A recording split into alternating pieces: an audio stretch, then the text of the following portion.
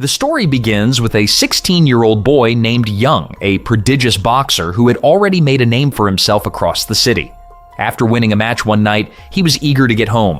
His mother and sister were waiting to celebrate his victory, but when he arrived, he found their lifeless bodies on the floor.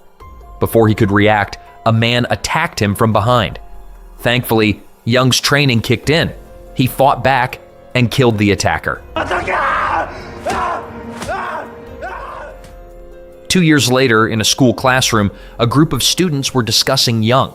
They shared the rumor that the attackers of Young's family were actually thieves, and Young had taken them all down with his bare hands. But instead of being praised, he was charged with murder and sent to jail. In the same classroom sat Soen, a quiet new student who had transferred schools after being severely bullied at his previous one. This new school gave him a sense of relief, until Tony, a familiar face from his past, walked in. Tony was also a boxer, and he was Soben's worst nightmare from the old school. As soon as the teacher left the room, Tony began asserting dominance, hitting random students without reason. He then walked up to Soen, ready to unleash his torment again. Soen froze. Just then, a brave girl tried to defend him, but Tony shoved her and raised his hand to strike her too. That's when Soen, for the first time in his life, stood up for himself. Tony was enraged. He taunted Soen, daring him to fight, calling him weak. Cornered and desperate, Soen grabbed a pen. With Tony pushing him further, mocking him, Soen, in a panic, stabbed the pen straight into Tony's eye. He was arrested on the charge of attempted murder. At the court hearing, Soen couldn't muster the courage to speak in his defense. As a result, he was sentenced to 2 years in prison. While being transported to jail, fate had him seated next to none other than Young. Once they reached the prison, all the inmates were assigned different cells. Soen ended up sharing his with Min, a petty thief. Over time, they became friends. A fellow inmate told them about the hierarchy within the prison. There were 3 dominant prisoners, Jun, Ok, and Han. While Jun was a fair man who tried to keep peace, Ok and Han were ruthless bullies.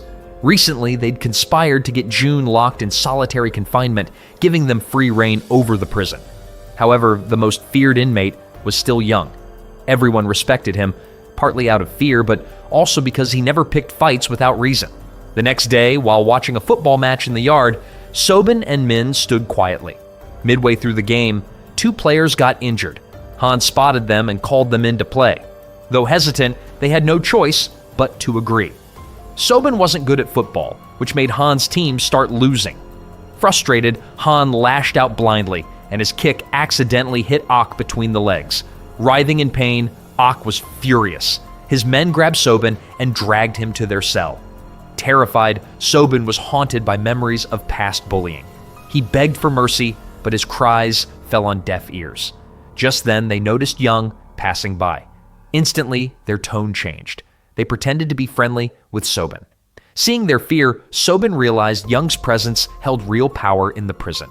Without wasting a second, he ran toward Young, begging for help. Though Young usually kept to himself, something about Soben's desperation struck a chord. When Ok's men tried to interfere, Young took one swing and dropped Ok with a single punch. In prison, the inmates also attended classes, but even there, Ok kept eyeing Soen, still hungry for revenge. Right after class, a guard approached Soen and said someone wanted to meet him. To his surprise, it was none other than Tony, his old enemy. Tony's right eye was now completely damaged, and he had been expelled from school. With nowhere to go, he ended up living on the streets.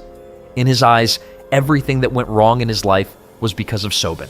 And now, he wanted revenge. He wanted Soen dead. Terrified, Soen did what he always did. He begged for his life. But this time, Tony didn't care.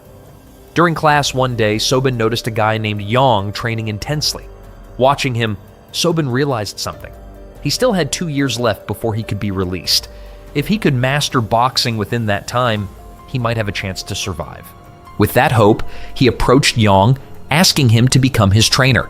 Young initially refused. He believed Soen might misuse his skills for the wrong reasons, but after hearing Soben's story, everything he had endured, Young saw the truth in his eyes. Soen wasn't looking for revenge. He was looking for strength to survive. Still, Yang had one condition: a test. Soen had to run 100 laps around the ground in 40 minutes. Only then would Yang agree to train him. For Soen, this training meant everything. He began running without stopping, his mind replaying every moment of humiliation and pain he had suffered. He wasn't just running, he was fighting back. By the final rounds, Soen was on the verge of collapse. Yang asked him to stop, concerned for his health, but Soen refused. He was determined. When he finally completed all 100 laps, he could barely stand. He collapsed, but Yang caught him just in time. That moment changed everything for Yang. He realized how much boxing meant to Soen and decided to help. He requested the warden to move Soen into his cell. The warden, a fan of Yang, agreed immediately. The very next day, training began. Yang knew Soen was weak, physically and mentally, but he was willing to work hard, and that was enough. Meanwhile, outside the prison, Tony was rising fast, defeating thugs across the city. One day, during a fight, a powerful gangster noticed Tony and offered him a place in his crew. Tony refused and insulted him. In response, the gangster knocked Tony to the ground with a single slap. Realizing he needed money badly, Tony eventually accepted the offer. Back in prison during lunch, Min warned Soen that Yang would soon be transferred to a high-security prison. That meant Soen would be left to fend for himself again. Shocked and disappointed that Yang hadn't mentioned it, Soen confronted him. Yang explained that someday Soen would have to fight his own battles, and that day was coming soon. Soen accepted the truth and went back to training even harder. One day, Min was being harassed by Aki's men. Soen stepped in and used his new boxing skills to take them down. When Aki heard what happened, he sent those same boys to bring Soen to him. But the boys were so afraid of Soen that they begged him for help instead. Soen agreed and met Aki himself, asking for forgiveness. But Aki didn't care. He attacked. This time, Soen didn't beg. He fought back.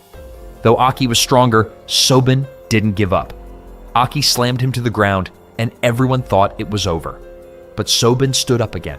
With all his strength, he fought back and beat Aki down until Yang stepped in to stop him. From that day on, the entire prison began to change. Tony, on the other hand, was becoming more dangerous outside. He was building a reputation, and a fearsome one.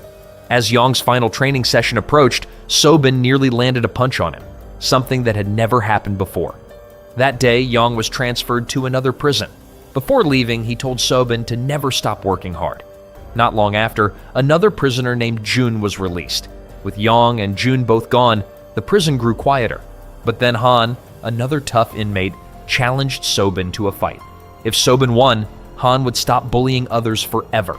They agreed to fight in 5 days. Meanwhile, Tony paid Soen another visit. Word of his boxing skills had spread outside the prison walls, but instead of being angry or scared, Tony was excited. Their fight was now going to be a true clash of strength. When the day of the match came, Soen and Han gave each other a tough battle.